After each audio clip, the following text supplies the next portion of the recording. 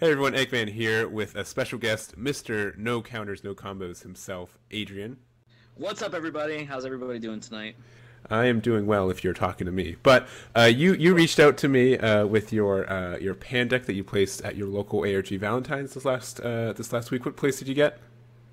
I got third overall Nice, after top cut. Yeah. nice. And was it a top? Was it Swiss then top cut, or was it like did you? Yeah, Okay, it was 4 rounds of Swiss and then top cut. So it okay, was top four. okay. And you probably had like 16ish players, or No, I think we had about 12. okay, okay, yeah, yeah. Because with 4 rounds, it'd be, I think 16 is the top cusp for that. But yeah, really cool. And then Pan's just a really consistent leader. Like ever since she was released, she's always been kind of like meta worthy.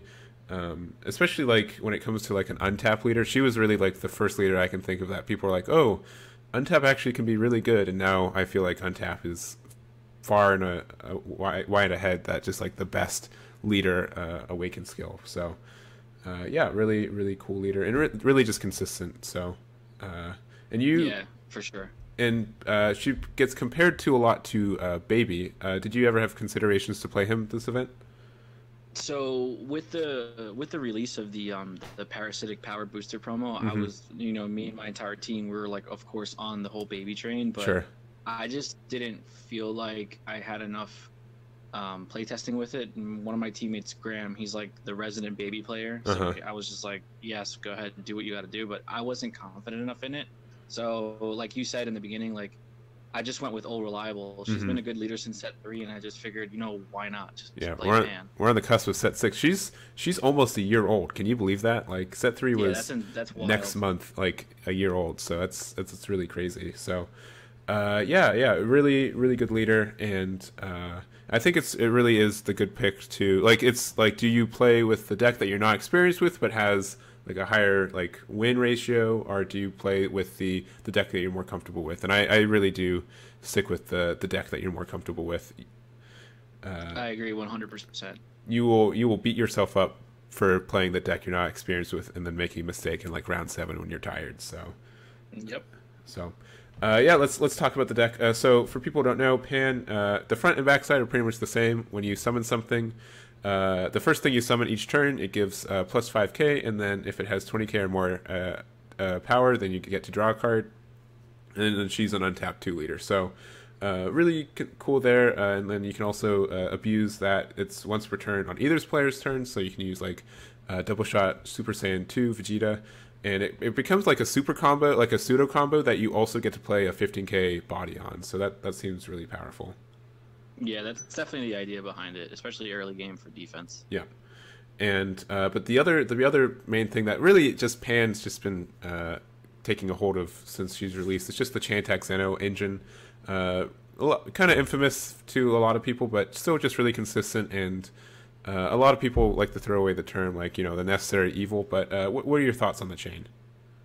So, so Zeno for me is more of like a crutch. Like if I get in a sticky wicket, and Hmm. later on in the game, especially against Janemba, building such huge hands and not being able to do much with the cards in my hand, it's just nice to be able to shuffle them back into the deck Uh-huh. to give Janemba more cards to mill. Yeah. So just like your survivability increases a little bit. But it's just solid because it's a board reset, it's a hand reset. If you feel like your opponent is getting too much advantage over you, you just kind of reset the game, and it's great with Pan because you can trigger Pan's auto after you bring Zeno in, so you can draw an extra card, which is amazing. If So if you if you evolve, not if you play the intensifying, the 1 drop or 2 drop first, right? Only if you play the right, 4 drop first. correct, Yes. correct. Okay. Correct. Yeah. Yeah. If you play chain attack is the first card that you bring into the game or into play, and then you resolve his auto and bring Zeno, then Pan's auto stays on pending. So when after all the shuffling and drawing is done, you would just resolve Pan's auto and give Zeno the plus 5k. Yeah, because it's your turn and they are your effects that activate all at the same time. You get to choose the order of it. So Correct. yes. Correct. So yeah, really cool. And then also you just put like a lot of power. Red has like since Pans comes out, Red's just gotten a lot of like 2 drop 15k beaters that I think she can really abuse. Like we've got everybody's Pal Yamcha, which is a really solid card. And then also Yeah, that card is nuts. and then also Zarbon. And Zarbon's really interesting because like he pretty much like he just stays on the board because your opponent doesn't want to attack into it in most situations, I feel. Yeah, so I actually got a lot of inspiration from Tim Palacios' list, who I think he got third at the ARG Vegas event. Okay. He was mainboarding the Zarbons in his deck as well. But to be honest, like it is a good like 2-drop that you get your draw off of Pan's Auto, and it does have like a really good effect, like if it's able to trigger. But to be honest, like in playing the tournament, like Zarbon was okay, but he kind of just got sided out every time because I felt like people knew how to play around it, so they weren't just gonna swing blindly into my Zarbon and give me advantage. So, but on the other hand, it's a safe investment because it still stays on the board, right? You don't lose. Oh yeah. I mean, it's not a dead card ever, but it would be cool if there was some more interaction with it, like. With the Red Frieza leader, obviously, from Clash of Fates, you can just do it and get what you need off of it. So. Have you thought about, what is it? It's the 3-drop red Goku Great Ape. Yeah. I know what you're talking about. It's a rare from Miraculous Revival that like blows up one of your cards, and then you get to restand it and attack again. Yeah. Have you ever thought about that card in this deck? I think that could have some potential with Zarbon. No, I've never thought about it because I don't know. I feel like the best curve for this deck is 2 energy. Like you want to use your energy as efficiently as possible. Sure. And I think being able to put a threat on board for 2 energy and still have stuff to play defense with is really good. Tapping out 3 for a Great Ape Kid Goku. Oblivious Rampage. Opinion, sure. Yeah. Yeah, I totally get that.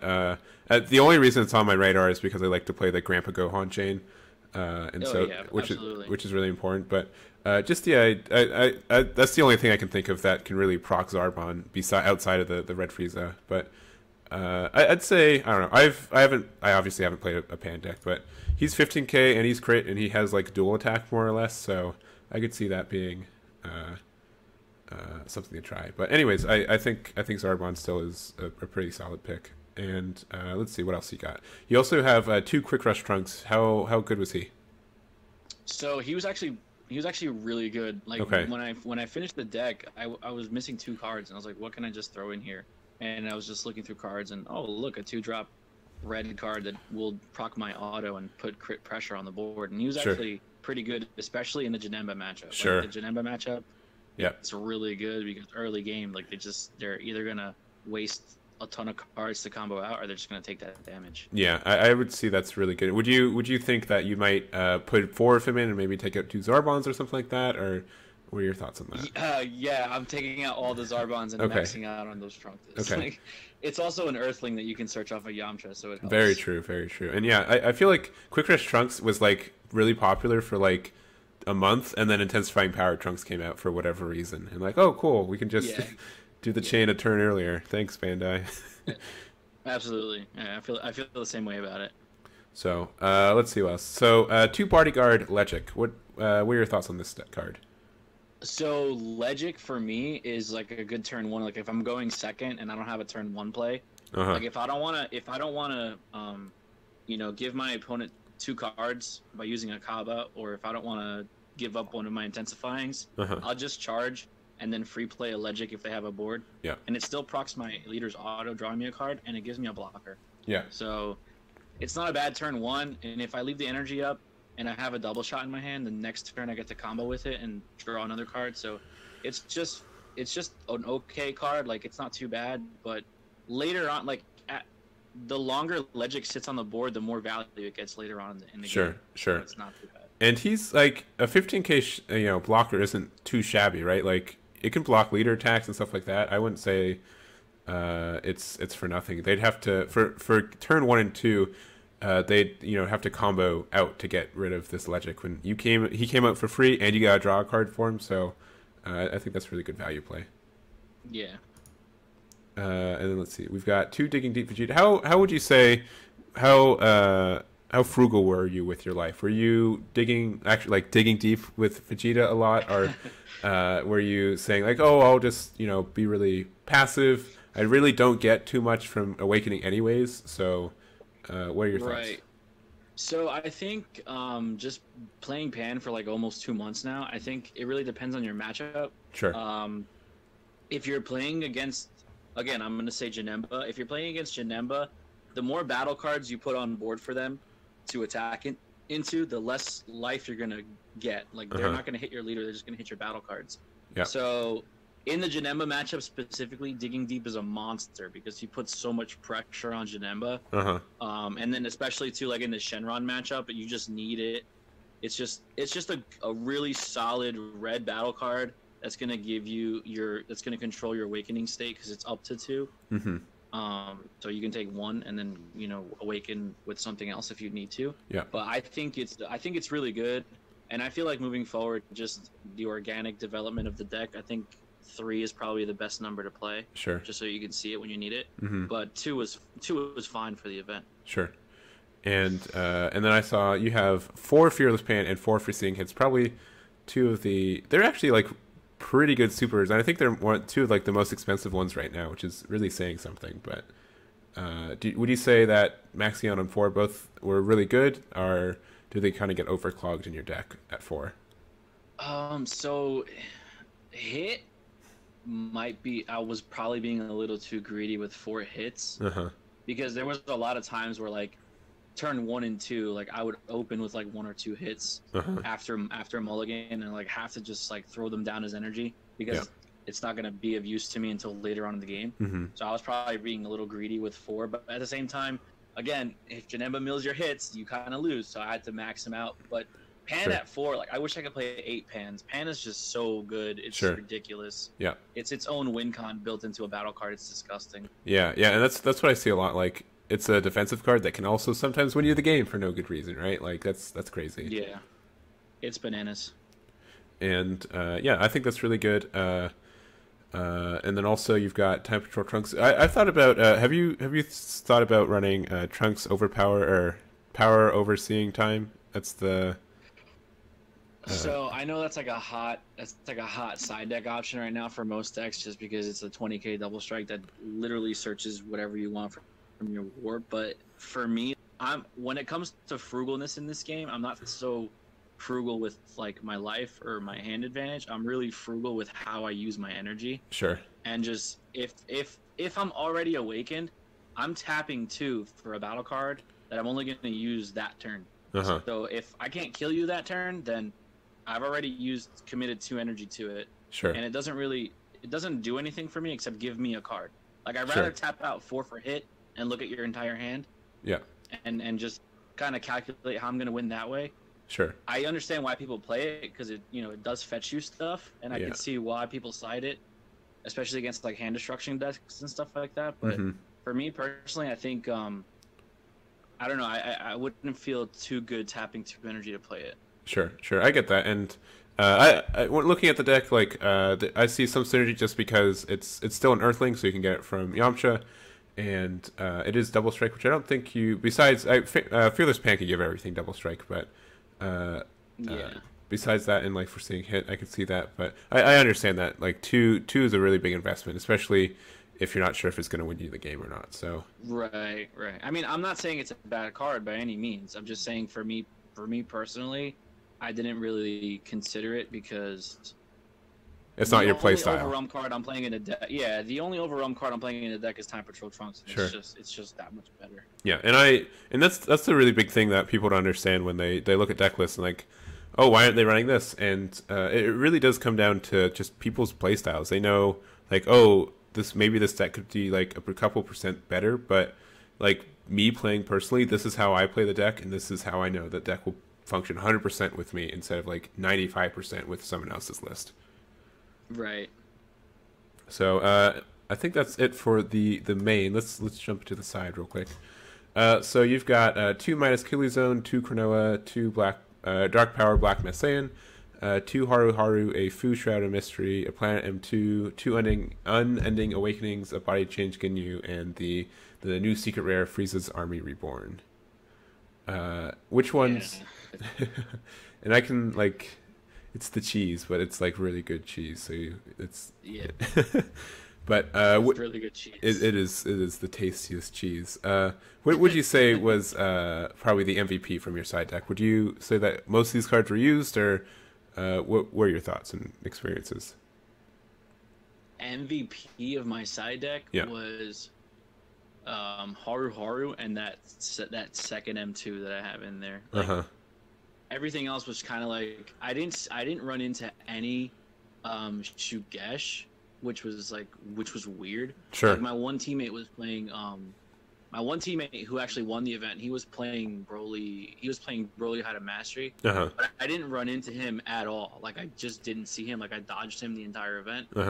And I didn't really see I didn't see yellow. Like I played against 2 green decks. So Haru Haru came in and I was not scared of preemptive strike because it's so easy to play around. If they don't have 2 green energy, they can't use it. So Haru Haru for sure. And then that second M2, just being able to clear off like little 5Ks on the board, or like tap down their leader and just make it a 10K so it could swing over it. Yeah. Like I would say those were the MVPs by far. Like those cards were, and Body Change Ginyu was okay, but those were the best cards that I cited in all the entire event.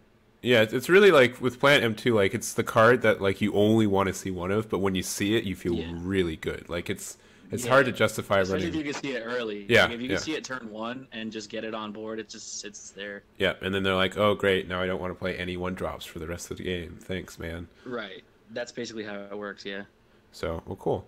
Yeah, and so was there anything you didn't side or didn't feel confident in siding in? So I had the minus Killy zones in there specifically against like Broly matchups, but like I said, I didn't run into any Broly, so there was no point for me to play it. And then when I finished my side deck, I was at 14 cards, and I was like, I need 1 card. Like, what's a good one of that I can throw in here? And I saw a lot of people siding Fu Shrouded in Mystery for like the grindier matchups. Yep. Especially again, I'm gonna say it again, the Janemba matchup. Yeah. So I was like, I guess I'll just throw one in there and see how. The card was trash. It didn't do anything for me. Like it got milled in my 2 Janemba matchups. And then game 3 in top 4, we went into game 3, and I had it like early. Like I had the Shrouded early, but I had to ditch it because it was just a dead card in my hand. It was just uncomfortable playing with it because it's just another 10K combo. And I was like, to tap 6 for this card, like if I don't win the game with this card, then it's just like, well, why is it even inside that? Sure, and that's the gamble you choose. Like it's pretty powerful. Like especially if you go first, I'd say it's really good. Because a lot of these more controlling matchups are like, oh, how can I die? I've got like 3 Sensu Beans, 2 Mafubas, like some super combos. Like what's gonna happen? I feel really confident, and then they just drop Fu, and you're like, oh no, I've made a terrible mistake. And but I do understand like it doesn't fit in every deck. What would you say like on average your the ending energy cost or energy was when you finish games? Is it around 4 or 5? So yeah, like I feel like I filled out the top of my curve like no more than 5 energy. Sure. There was so round 2 I played a Janemba, and we actually got the draw, so that was kind of bad. But yeah, that match I ended up going like 5-6 energy, and then my top 4 match, which again was another Janemba that I ended up losing to, I got to 8 energy. Oh wow. And it's funny, it's like I got to 8 energy. I was at 2 life, and I had the red Frieza in my hand. So I was like, dude, next turn, like you lose, like I just beat you. But he was able to just mill me my last like couple cards, and then he left me with 1 card in deck. So when he passed turn, I just drew my last card. Yeah. It was gross. I hated that, but dang, that's why we play the game, right? Yeah, you hate to see that, but yeah, I would say, so that makes sense why Fu doesn't didn't seem like a lot of value in your deck, and you only ran 1, so I wouldn't say it's too big of a deal. But not at all. And it's the idea like Height of Mastery, Broly Swap shouldn't be running Fu Shroud and Mystery because you're not going to get to turn 6, right? So, right. But yeah, I think it's So I felt like I didn't mean to cut you off there. I mean, I felt like I was really prepared for the Broly matchup. Like I felt like I had a pretty good matchup going in. Like people think I'm crazy, but I'm just more scared of Janemba than I am of anything else right now, just because I don't want to lose the RNG. Like, if my pizzas get milled and I lose, then I lose. Yep. But I was more prepared for the Broly matchup because it's like 50-50 for me. I guess just because I have so much experience playing against it and testing it. So, I don't know. Janemba for me is just Janemba's weird. Like, it's not one of those decks where I, like, lose sleep over and quiver and cry myself to sleep, but at the same time it's one of those, like, it's just a weird, like, it scares me, not because it's a scary deck, just because I don't want to lose my cards and not play. I totally get that. And just like, it doesn't, no one likes being milled for the victory, right? Like, it just seems like a side effect of the game, right? But but it is a viable strategy.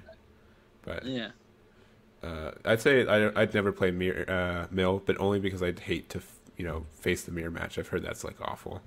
Oh, dude, it's so bad. Like, there was one time where I was, like, in a slump, and I was like, oh, I guess I'll just jump on the bandwagon and play Janemba. And I was using my teammate's Enrique's deck because that's the deck that he plays. And I was just like, first of all, like, I don't know how you have fun playing this deck because it's so boring. But then the mirror match is like nails on the chalkboard. It's terrible. Yeah, I totally understand that. And so I guess this should have been a better first question, but let me make it my last question. So what were your matchups, I guess? so round one, I played against what was it? It was Clash of Fates Frieza. Okay. But he was playing like the Frieza spaceship with all the Ginyus. Okay. And I just felt like I just kind of, like, had that under control, that situation under control, and being able to just play around the 5-drop just by, like, playing something small and forcing him to negate it or not. So like, there was a lot of the times where I would go, okay, play Intensifying Power Trunks. Are you going to negate it? He would be like, no. Okay, cool. Then I'll just evolve Chain Attack on top and then just bring Pan out and give everything Double Strike. Yeah. So I feel like that's a really good play. Yeah. And then round 2, I got the draw against Janemba. Round 3, I played against one of my teammates, David, who's playing the World Martial Arts Tournament Green Goku leader. The Foot Command. Which was actually really interesting, like the way he built it. Was he doing the Let's Kill Krillin archetype? Was that in there? No, he wasn't doing that. But my heart. He was doing pretty well because at that point, we were both, I think we both had one win and one draw at that point. So he was doing pretty well with just like a deck he threw together. But I was able to get that, and then my next matchup was against Baby, which I won, and then we had the top cut because it was 4 rounds. Was it just Baby or was it a Vegeta Baby? It was Vegeta Baby. Yeah. Okay, yeah, sorry. Vegeta Baby with the promo, and that matchup is so weird because it's like everyone's playing the chain to go up to the 6-drop 8, but you don't realize how aggressive early they can be with the 4-drop. Oh yeah. Vegetas. Yeah. So there was like turn 1, or turn 2, he charged his second energy and just like put me down to 2 life immediately. I was like, what? How do I come back from this? But I was able to get it, and then then the top cut was against Janemba, and I wasn't able to pull that one out. Sure. And I can understand, especially I feel like this just has like a lot of cycle, so I can see that being tough, and especially since you're looking for combo pieces at the same time, that could be working against you. Yeah, I mean, the other thing too is when I was in top 4 playing against Janemba, he sided in striving to be the best Son Goku. Ooh. And it just shut me down. Like, I was not reading that. Like, I was not prepared for that card in the slightest. Sure. I mean, the only answer, like, main board that I really had to that was Chain Attack. Yeah. Because you can attack actives, but you just negate or combo out, and then that's it. Like, my turn's over. You're like, so that really hurt. Having to go up against that really hurt a lot. Because not being able to swing with Yamcha just hurts. Sure. Yeah, I totally understand that. So.